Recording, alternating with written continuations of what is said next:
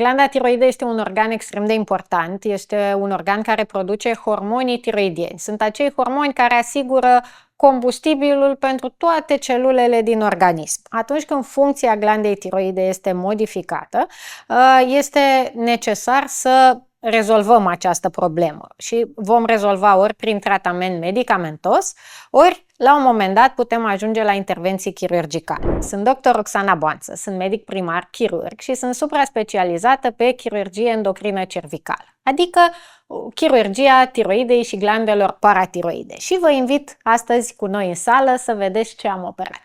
Astăzi am avut 3 cazuri.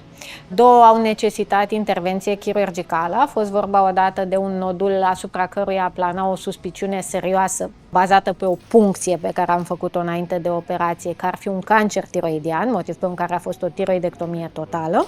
Un al doilea caz, care a fost o gușă polinodulară, au fost mai mulți noduli pe care nu reușeam să-i tratăm altfel decât prin operație, atât prin numărul, volumul lor și faptul că ei cauzau simptome pacientei, dar am avut și unul dintre cazuri pe care am putut să-l tratăm minim-invaziv, și anume un adenom toxic tiroidian, un nodul tiroidian care produce autonom, da? De sine stătător, fără să mai asculte ce îi comandă restul corpului, hormoni tiroidieni în exces.